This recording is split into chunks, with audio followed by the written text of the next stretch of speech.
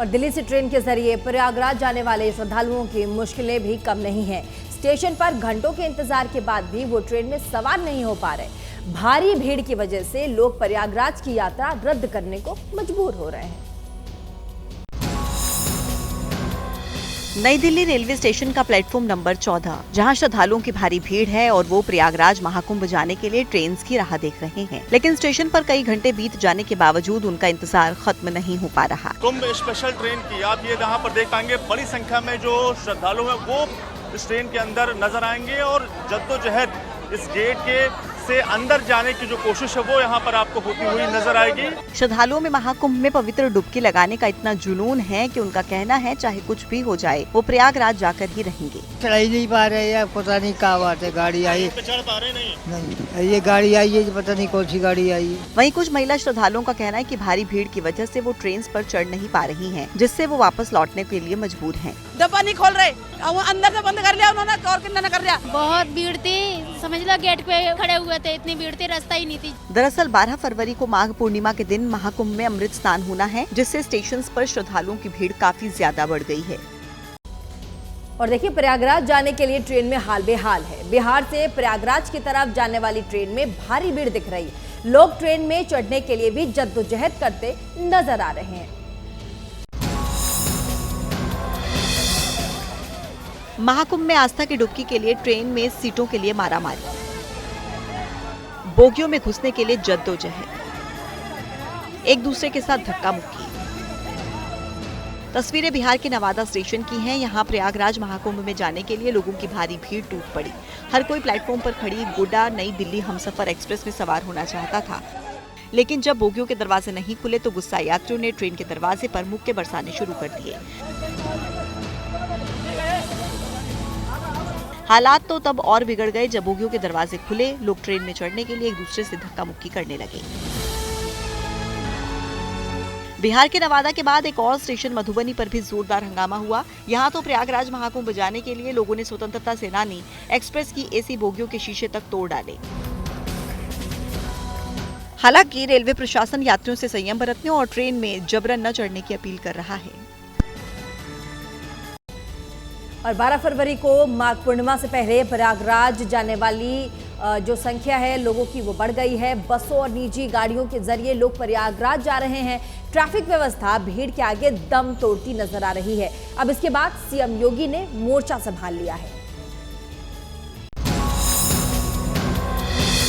सड़कों पर भीषण जाम है, बसों में बेकाबू भीड़ है, ट्रेन भी आस्था के सैलाब के आगे जैसे हाँफ रही है। महाकुंभ नगरी में स्नान से ज्यादा जाम की चर्चा है, जिसके बाद फौरन ही यूपी के सीएम योगी आदित्यनाथ एक्शन में आ गए हैं। उन्होंने फौरन ही अधिकारियों के साथ समीक्षा बैठक कर अहम निर्देश दिए, जिसमें महाकुंभ के रास्ते पर ट्रैफिक न होने दें, गाड़ियों के लिए पार्किंग का इस्तेमाल करें, माघ पूर्णिमा पर विशेष सतर्कता और सावधानी बरतें, बसंत पंचमी की तरह व्यवस्था को लागू करें, बेहतर ट्रैफिक और क्राउड मैनेजमेंट लागू करें, बच्चों, बुजुर्गों और महिलाओं का सहयोग करें, प्रयागराज की सीमा वाले जिलों के अधिकारियों से तालमेल रखें, स्टेशन पर भीड़ को इकट्ठा न होने दें, गलत जानकारी फैलाने वालों पर कार्रवाई करें।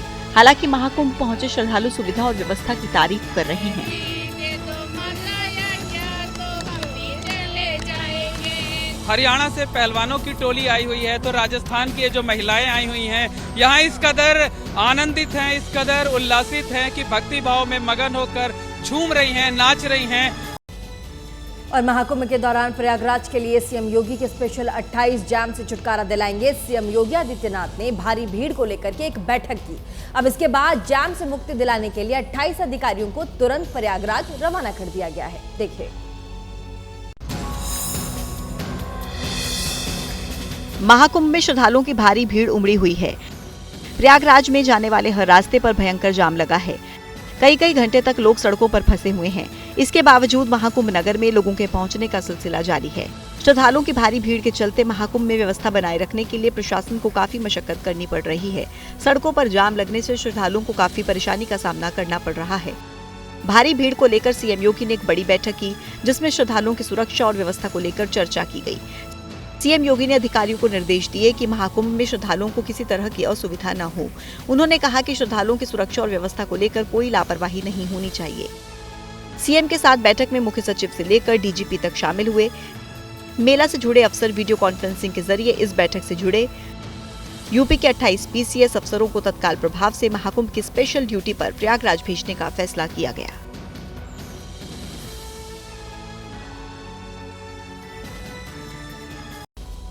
और दिल्ली चुनाव के नतीजों के बाद बीजेपी में हलचल बढ़ गई है। सीएम के नाम को लेकर के अटकलों का दौर जारी है। सूत्रों के मुताबिक प्रधानमंत्री मोदी के फ्रांस और अमेरिका के दौरे से लौटने के बाद सीएम के नाम पर मुहर लग सकती है। देखिए, दिल्ली चुनाव के नतीजों के बाद बैठकों का दौर जारी है। बीजेपी हाईकमान मुख्यमंत्री पद के लिए चौंकाने वाला फैसला ले सकता है। इसके संकेत बीजेपी के ही कुछ बड़े नेता दे रहे हैं। 48 विधायक हमारे जीते हैं, सारे विधायक कैपेबल हैं। पार्टी का राष्ट्रीय नेतृत्व जो तय कर देगा वो दिल्ली का मुख्यमंत्री हो जाएगा। विधायकों में से ही चुना जाएगा या फिर बाहर से भी हो सकता है? क्या चर्चा है? देखिए, विधायक ही विधायक होता है, विधायक। हालांकि बीजेपी नेताओं ने किसी भी तरह के कयास न लगाने की नसीहत दी है। जो हम सोचेंगे उससे विपरीत होता है, तो जो नाम पट्टी पर देखते हैं टीवी पर वो आता है उससे विपरीत होता है। खाली आप लोग 4-5 दिन के बाद ऐसे मुंह आएंगे और यही सुंदरता है भाजपा की।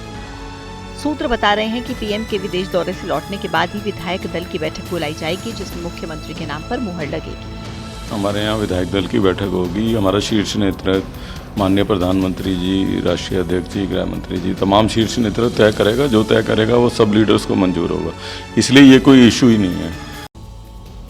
और दिल्ली विधानसभा चुनाव के नतीजों का असर पंजाब में भी दिखने लगा है। कांग्रेस ने आम आदमी पार्टी की पंजाब इकाई में फूट का दावा किया। आज केजरीवाल के पंजाब के सभी विधायकों की बैठक बुलाई गई है। देखिए क्या कुछ होगा। दिल्ली में चुनावी हार के बाद आम आदमी पार्टी की पंजाब इकाई में फूट के दावे के बाद आज केजरीवाल के घर पंजाब के सभी विधायकों की बैठक होगी। बैठक में पंजाब के सीएम भगवंत मान भी रहेंगे, लेकिन इस बैठक से पहले विपक्षी दलों के बयान ने हंगामा खड़ा कर दिया। सब माहौल बन गया, पंजाब में मिड टर्म पोल आएंगे, पंजाब में मिड टर्म पोल होंगे। कांग्रेस दावा कर रही है कि पंजाब में बहुत जल्द शिंदे मॉडल लागू होता हुआ दिखाई देने वाला है। मैं बहुत जल्दी एकनाथ शिंदे जैसा मॉडल पंजाब में भी लागू होते देख रहा हूँ। वहीं बीजेपी ने दावा कर दिया कि पंजाब में भी सीएम पद को लेकर खींचतान मची हुई है। वो एक दावेदार नहीं है, बहुत दावेदार हैं। अमन अरोड़ा साहब जो उनके प्रधान हैं, उन्होंने ये बोला है कि मैं सीएम बनना चाहता हूँ। भी जो भगवंत मान है, यहाँ पे जितना पैसा चाहिए था केजरीवाल को, वो केजरीवाल का गुस्सा है। दरअसल दिल्ली चुनाव में आम आदमी पार्टी की करारी हार के बाद से पंजाब की विपक्षी पार्टियां सरकार पर हमलावर हो गई हैं। कांग्रेस, अकाली दल और बीजेपी के नेताओं ने भगवंत मान सरकार को अभी से निशाने पर साधना शुरू कर दिया है।